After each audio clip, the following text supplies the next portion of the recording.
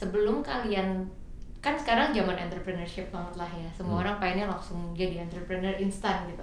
Tapi menurut aku semua hal itu butuh proses gitu. Pasti desainer tuh egonya tinggi banget kan. Kayak pasti ya lo ikutin gue lah, orang gue yang kayak ibaratnya punya knowledge itu, tapi nggak juga gitu. Menurut aku sering banget klien tuh lebih pintar dari kita, sering banget. Dan menurut aku it's okay. Now you're listening to the Growth Digger Podcast, the show where you can catch up with disruptors. Brought to you in partnership with Finfolk and Purwadika.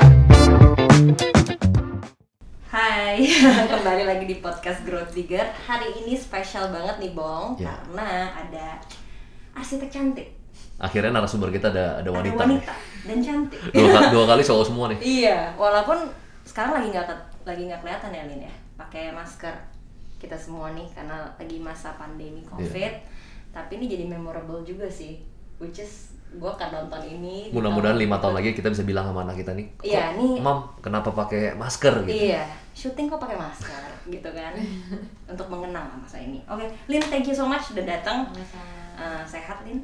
Dengar-dengar hari ini lagi detox Lin. Untuk lebih sehat ya, lebih sehat, menambah imun tubuh di masa corona. Benar. Biasanya yang lebih deket itu, orang yang deket itu panggil Agatha atau Caroline? Olin sih. Olin. Jadi supaya deket kita panggil Olin aja ya. Iya.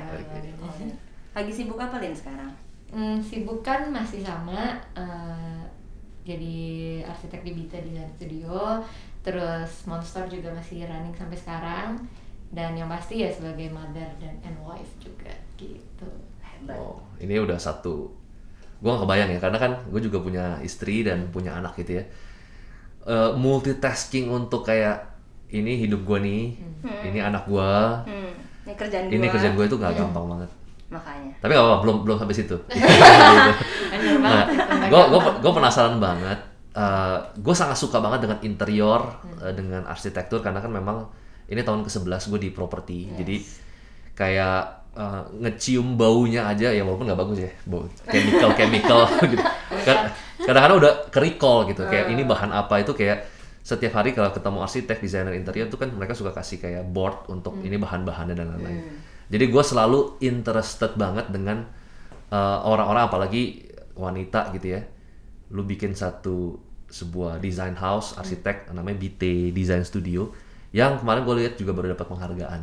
Nanti kita akan ngobrol penghargaan. Nah, tapi gue penasaran banget satu pertanyaan. Kadang-kadang kan menjadi seorang arsitek atau menjadi seorang desainer interior kan adalah telur dan ayam, portonya yang mana? Nah, kalau sekarang kan memang portonya semua desain restoran hits di Jakarta udah didesain nih sama Olin nih. Ya, you name it lah. Nah, tapi awalnya penasaran gue gimana sih pertama kali itu kalau belum ada porto, apa yang lu lakukan? Kalau menurut gue ya, ini pribadi tapi personal banget, cuma ya I encourage buat para desainer muda juga. Sebelum kalian, kan sekarang zaman entrepreneurship banget lah ya, semua orang pengennya langsung jadi entrepreneur instan gitu. Tapi menurut aku semua hal itu butuh proses gitu. Jadi untuk kita bisa nyampe ke sana, menurut aku butuh fondasi yang kuat. Ya kita ngomongin bangunan nih, sama kan kita desainer gitu. Jadi fondasinya tuh harus kuat dulu. Dan salah satu fondasi saat itu yang aku bangun adalah aku harus melihat gimana sih standarnya bikin firm gitu. Gimana sih cara ketemu klien, gimana cara kita mendeliver gambar. Dan itu semua kebanyakan nggak diajarin di kampus gitu. Jadi kalau boleh cerita dikit, aku tuh ngambil arsitektur dulu di Parahyangan. Dan itu 4 tahun kuliah, kita jarang banget ada yang ngajarin gimana sih cara ketemu klien, gimana cara berkomunikasi, cara bikin portfolio, cara dapetin project. Itu jarang. Jadi saat itu aku apply di salah satu arsitek yang sampai saat ini masih berhubungan baik, dan aku segan banget sama dia, dan menurut aku dia mentor yang baik banget buat aku, Diandra Martin. Jadi dulu sempat belajar 2 tahun di Masaang, kayak ngobrol banyak. Jadi di saat kamu belajar tuh nggak cuma melulu soal kerja menurut aku. Itu lebih soal kayak kita belajar juga ke orangnya. Kenapa sih dia bisa jadi arsitek seterkenal itu, disegani di mana-mana dengan portfolio yang bagus? Pasti kan karakteristik gitu. Jadi selama 2 tahun itu aku pikir bukan cuma melulu soal bikin gambar atau ngerasa butuh cari duit atau apa, tapi lebih kayak build your character gitu. Jadi kamu mau jadi desainer kayak gimana dengan kamu belajar ke orang yang kamu pengen untuk kira-kira sebagai yang kamu lihat sebagai mentor gitu. Jadi habis belajar 2 tahun di Andra Martin, baru saat itu aku memberanikan diri karena aku dapat tawaran. Jadi ada teman aku dulu, dulu sebelum aku di Andra Matin tuh aku sempat jadi asisten stage directornya Jaya Subiakto. Gitu. Terus dulu aku bikin kayak teater Laskar Pelangi bareng dia di Taman Ismail Marzuki. Dan salah satu teman aku yang dulu kerja itu juga nawarin, Lin, gue mau bikin restoran nih, dia bilang gitu. Jadi berangkatnya tuh dari restoran kecil sebenarnya. Tapi mungkin itu Porto pertama ya. Porto pertama. Kalau mungkin kalian tahu Poke Sushi. Iya. Jadi dia udah punya Poke Sushi di Dharma Wangsa dan di Crown Plaza. Dia pengen bikin Poke Sushi di Sumarekon Mall Serpong. Dia bilang, bisa nggak Lin bantuin? Aku pikir ya udah deh cobain nih bikin restoran Jepang. Nah dulu background aku arsitek dan di Andra Matin tuh banyak kan pakai arsitektur. Jadi agak-agak nggak pede, nggak ngerti gimana sih bikin restoran, operasional restoran kayak apa gitu kan. Ya biasa kita user cuma makan aja gitu kalau jadi ibaratnya jadi customer. Flow kitchen kayak gimana, kasir di mana. Berarti Japanese restoran kan it's quite complicated, ada sushi barnya, ada kitchennya, terus ada apa, ada ini, ada butuh kayak sitting yang ada lesehan, pakai sushi kan gitu. Jadi akhirnya ya memberanikan diri belajar, balik prosesnya dari nol, belajar lagi Japanese restoran gimana, coba makan ke sana, lihat back of the house-nya, apa yang tidak dilihat dari client customer gitu, kita pelajarin gimana kalau kita ngorder enaknya gimana, bikin ambience gimana gitu. Jadi saat itu kliennya ya puji Tuhan suka dan proyeknya jadi berlanjut dan seterusnya tuh lebih word of mouth aja gitu. Dan saat itu lo masih sendiri kan, kalau nggak salah Bita kan berdua ya, ini lo partnership itu apakah saat itu lo masih sendiri atau udah dengan partner yang sekarang? Udah, tapi saat itu nama kita belum Bita Design Studio. Jadi aku dan partner aku itu dulu Krisya Flaviani, kita tuh teman dari kuliah. Jadi teman dari kuliah pas dapet tawaran bikin restoran Poke Sushi itu, dia tuh juga dulu kerja di Andra Matin. Dia tuh ngekos di ibaratnya di tempat aku gitu. Terus karena ibu kos gitu, jadi kayak lo mau ikutan gak? Jadi kan kita kayak kerjain bareng gitu-gitu. Nah dari situ kita ngerasa nyaman, enak kerja berdua, jadi kita kerja bareng sampai sekarang. Jadi yang menarik ya, yang tadi diomongin sama Olin bahwa gue dulu juga anak di kafe. Anak di kafe tapi nggak kesampaian aja. Berarti lo emang dari dulu suka desain ya? Suka desain, di DO di semester 3. Jadi dulu gue anak di kafe, di Binus. Jadi memang gue ngeliat banyak banget teman gue yang memang jago banget di desain, di visual bagus banget. Cuman memang ada satu yang mereka lupa dan memang gak diajarin juga, yaitu memang kayak business side-nya nggak pernah dibahas. Yang tadi betul yang Olin bilang, gimana cara kita punya personality gitu. Kayak Mas Andra Matin juga memang menurut gue memang dia kayak punya auranya gitu, kayak ada personanya, ada auranya gitu.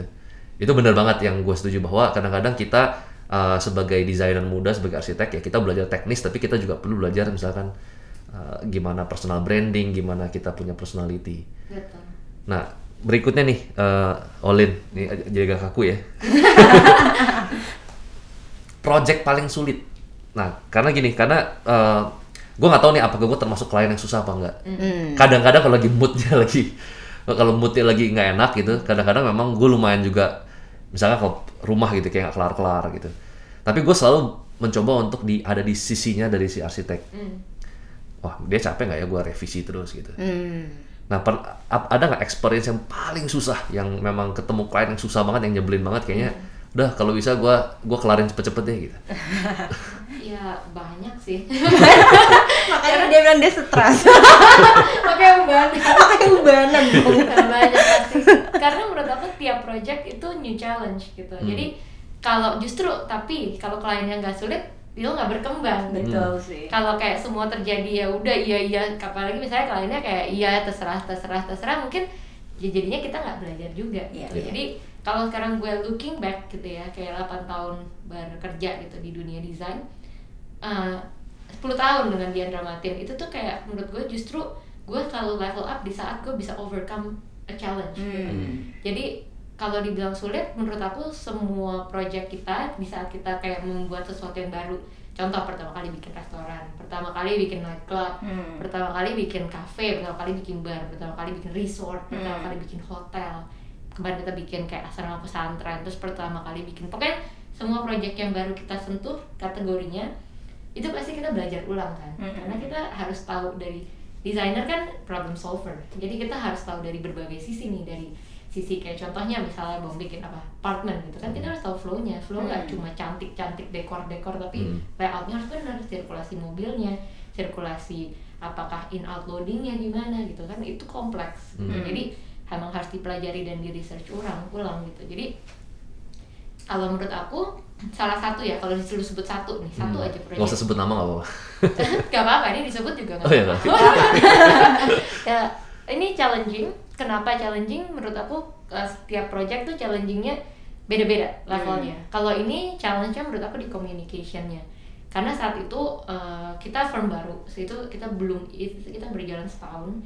Terus ya dengan klien kita yang sampai saat ini masih juga jalan, kita ngerjain banyak proyeknya Ismaya kan. Nah saat itu pertama kali sama Ismaya mereka kasih kita Magnum Cafe gitu, dan itu tender prosesnya. Dan turns out kita menang, bersyukur banget.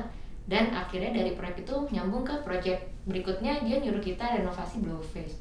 Jadi BF Blowfish itu salah satu ya saat itu leading nightclubs lah di Jakarta, nightclub scene ya gitu. Dan kalau menurut aku kenapa challenging, karena itu sangat personal buat Ismaya, karena itu outlet pertamanya dia. Dari semua outlet sekarang yang banyak dia punya, itu outlet pertamanya dia. Jadi dia tuh punya personal attachment banget dengan project itu. Kenapa dia nyuruh kita? Maksudnya kita firm baru gitu, dan firm muda dulu, ibaratnya desainer yang dulu juga sangat-sangat senior, bagus gitu. Jadi pas di seluruh renov, dia coba bilang gini, dia pengen something fresh, dan dia pengen orang yang di luar box itu yang bisa ngelihat lebih kayak kasih ide baru yang beda gitu. Jadi kita saat itu creating kayak proposal dan lain-lain, dan dari proposal itu dia suka banget ternyata gitu. Jadi mood yang kita kasih dan kita tawarkan dia suka banget. Nah cuma challenge-nya adalah mood dan konsep itu harus terrealisasi dengan punya lighting designer dan lighting consultant yang bagus, karena kan berubah jadi super club lah dari yang tadinya lounge gitu. Jadi saat itu di-engage lah sama mereka kayak lighting designer dari Barcelona, which namanya Let's Control, dan mereka tuh ibaratnya senior banget dan ya biasanya ngerjain kayak club-club di Vegas, di Ibiza gitu. Saat itu kita juga kan juga ya, wah gila nih, kita ya siapa nih, kita siapa kita belum ada portfolio. Padahal itu baru setahun ya? Setahun, itu belum ada portfolionya, cuma berapa paling portfolio gue di bawah 10 gitu. Terus ya udah habis itu ya udah akhirnya yang bikin tegang adalah semua lightingnya tuh dirakit di Barcelona. Jadi kita cuma ketemu tuh lewat conference call lah gitu, dan itu intens banget. Cuma kalau sampai kita bikin gambarnya salah pas dia di shipping sini, produknya nggak akan fit. Karena kita bikin ibaratnya itu kayak satu structured gitu di-integrate sama lightingnya. Jadi kalau sampai gue salah gambar nih, yang kayak ibaratnya lighting dia yang nilainya mahal sekali itu nggak bisa masuk. Jadi itu tegang banget saat itu. Jadi ya banyaklah problem-problem yang kita harus solve. Dan yang paling susah yang tadi aku bilang, karena komunikasinya, karena satu jamnya dia jam Eropa, kita jam Indonesia gitu. Jadi gimana caranya kita bisa komunikasi baik dan terdeliver dengan baik, jadi gambar kita bisa dipakai patokan, gambar dia bisa kita pakai patokan, pasti shipping ke sini klop. Itu sih, jadi ya quite challenging tapi sangat bagus, dan akhirnya lanjut lagi kita bikin Dragonfly sama mereka juga. Jadi teman-teman yang, kalau gue sih nggak pernah kesana, buat teman-teman yang kesana, oh ini lighting ini ternyata ini yang buat, oh ternyata interiornya yang buat ini. Gitu ternyata all in. Nah tapi ini yang menarik nih Bang, gue pengen nanya juga Lin ya. Ini agak personal. Maksudnya untuk menjadi desainer yang didengar, maksudnya I understand kan. Kalau kita kerja sama interior designer atau apa kan, kadang-kadang kan klien banyak maunya. Contohnya kayak fashion designer, sampai fashion designer tuh bisa kayak klien yang nurut loh sama dia. Untuk sampai ke titik itu yang pasti ada ego dong. Kayak pengen dipercaya, desain kita diterima. Nah pernah nggak sih Lin kayak ada rasa takut salah, atau untuk sampai di posisi itu gimana supaya klien yang bisa ya udah Lin, because gain trust lah, maksudnya gain trust ya, gue percayalah sama taste-nya Lin gitu kan, dan jadi klien yang denger daripada didikte klien. Soalnya banyak pengalaman kayak teman-teman gue juga ada yang nggak berani memperjuangkan dia punya apa ya namanya desain. Iya, jadi akhirnya dia ngikut kemana klien menyuruh gitu. Aku nggak mau nih, ujungnya bukan jadi dia punya ya you know lah what I mean ya, dia punya desain jadi ngikutin gitu. Nah Olin sendiri gimana? Balik lagi kalau menurut aku itu proses lagi gitu, kayak mungkin kayak tadi, baik itu semua desainer lah ya, mau fashion, mau produk, apa desainer grafis dan lain-lain, di saat kamu udah punya satu strong portfolio gitu ya, kayak orang udah look up to you, kayak Mas Aang misalnya ya, orang datang ke dia dengan bayar Mas Aang pasti udah expect-nya Mas Aang yang kerjain deh, ikutin kayaknya dia gitu. Tapi menurut aku nggak semua orang bisa langsung reach situ. Kayak ibaratnya kita naik tangga nih, ibaratnya kalau kita sebagai desainer itu pasti desainer tuh egonya tinggi banget kan, kayak pasti ya lo ikutin gue lah, orang gue yang kayak ibaratnya punya knowledge itu, tapi nggak juga gitu. Menurut aku sering banget klien tuh lebih pintar dari kita, sering banget, dan menurut aku it's okay gitu, kayak then you learn something. Nanti di saat kamu udah mengerjakan cukup banyak dan emang bener-bener udah knowledgeable, then you can be in that position gitu. Jadi nggak melulu di saat kayak kita baru kerja 1-2 tahun langsung ngoyo dengerin gue dong gitu. Mungkin banget kayak contoh saat kayak tadi misalnya case yang tadi aku pertama kali kerjain proyek Butisma, yang menurut aku mereka jauh lebih pintar lah dari kita. Iya, kebayang sih Lin. Iya kan? Jadi kayak untuk kita mau sombong itu menurut aku it's stupid gitu, kayak maksudnya lebih baik kita being very open minded, dengerin mereka maunya gimana dan kita yang belajar. Setelah kita kerja mereka 8 tahun pasti kita udah beda levelnya. Jadi kita udah bisa tukar pikiran, udah bisa ngasih tahu mungkin kayaknya bagusan gini, dan mereka pasti juga lebih dengar. But you have to build your your portfolio juga, dan build confidence-nya juga. Cara build confidence-nya ya dengan menambah knowledge banyak mungkin. Harus rendah hati juga tuh. Kan kayak nggak gampang juga kan, harus mau belajar. Nah itu memang benar sih, anak-anak muda sekarang mungkin egonya udah agak tinggi, kayak gue tau lah. Rasanya tuh kalau udah diinin kayak harus you know, kadang-kadang nggak ketemu tuh titik antara arsitek dia punya ego, dia punya idealism, dengan sudut pandang komersial, dari budgeting, dari karena kan gue ketemu dengan beberapa arsitek, tergantung sih kita mau bangun project apa. Kalau misalkan memang kita bangun project yang high end, it's okay kalau misalkan kita pakai KDB-nya cuma 20-25%, ya. Beberapa arsitek ternama misalkan di Singapura gitu ya, itu mereka memang kalau bangun project itu kadang kita mau pun mereka belum tentu mau sama kita. Ya mereka mau betul-betul yang iconic project gitu. Nah tapi kadang-kadang kita sebagai sudut pandang developer ya bagus sih kalau misalkan bisa KDB-nya cuma 20-25%. Ya greennya lebih banyak nggak mungkin nggak bagus kan.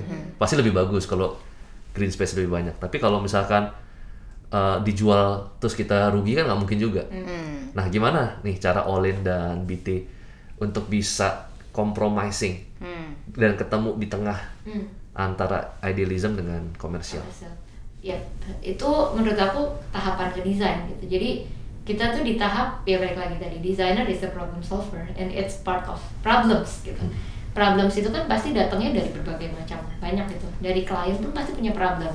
Kayak problemnya klien ya kayak misalnya contoh kayak tadi developer ini gue harus meet my budget, timeline. Biasa budget, timeline, terus dengan dengan nanti dari orang marketing harus gini, dari orang struktur gini, dari orang MA gini, dari kontraktor begini. Jadi sebagai desainer, arsitek ataupun arsitek sih biasanya kita tuh di tengah nih, nampung nih kayak lu maunya ini, dan kita bikin solusi ini apa gitu, desainnya seperti ini gitu. Dan menurut aku itu lebih kayak harus punya perspektif yang macam-macam. Jadi nggak bisa kayak tadi kayak nge-push egonya. Kayak gue mau idealis, ya, tapi nanti dia nggak jualan misalnya. Ya terus kalau nggak jualan tetap aja, apakah itu berarti desain lu berhasil walaupun itu bagus? Enggak menurut aku. Karena satu desain itu kan ibaratnya harus fungsional kan. Bagaimanapun juga mau dia ikoniknya juga bagaimanapun, tapi tetap harus fungsional, dan cantik doang atau bagus doang tuh nggak berarti ya itu proyeknya berhasil. Setuju. Ngomongin apalagi kayak misalnya building kayak office atau nggak apartemen, bagaimanapun kan kayak semua elemen yang ada di situnya harus benar, dan emang dia harus bisa beroperasi dengan baik kan. Kalau kita kayak bener-bener bilang gue idealis, gue nggak mau ikutin komersial sama sekali, jadi painter aja gitu, jadi seniman aja menurut aku ya. Karena bagaimanapun kalau ada ngomongin desain, it's for people, it's for human. Jadi komersil, kenapa dibikin komersil? Karena kan pasti dia pengen jual lebih banyak, dia pengen mendapatkan kayak memenuhi kebutuhan orang gitu. Jadi at least basic rules-nya tuh bener dulu, baru deh mau ngomongin shape-nya lebih ikonik kah, mau dibilang lebih idealis. Jadi ibaratnya harus lebih imbang aja idealisme dan komersilnya gitu. Jadi kalau di Bita biasa kita kedepanin fungsinya dulu, baru then we can play around with materials kah, atau enggak desain, lebih dicantikin lagi atau diapain. Tapi key-nya, fungsinya bener dulu. Jadi kalau fungsinya udah benar, pasti ya semoga secara komersial juga udah lebih gampang dijual, lebih bisa works bisnisnya atau enggak jualannya atau apapun itu. Jadi saat itu mungkin mindset kita di saat itu juga bukan yang kayak langsung berpikir cara kita promoting Bite gini enggak. Jadi ya mungkin ya well you can say unlucky gitu ya, tapi menurut aku lebih ke arah di saat pertama kita bikin Bite, to be honest kita nggak langsung mikirin gimana cara marketingin Bite-nya. Kita saat itu lebih mikir gimana kita build Bite-nya gitu, kayak internally. Orang yang memang kayak menganggap Pinterest itu enough untuk mereka pakai desain, mungkin itu memang bukan target marketnya kita juga. Mungkin anak-anak muda sekarang tuh kadang kayak pemikirannya sangat-sangat pengennya instan gitu ya. Kayak ya paham banget sih gitu, maksudnya dengan dunia yang sekarang semua serba cepat, apa-apa juga mudah didapatin gitu, mau ngapain juga tinggal satu tetek juga dapat gitu ibaratnya. Tapi jangan pernah nyepelin proses, itu aja sih.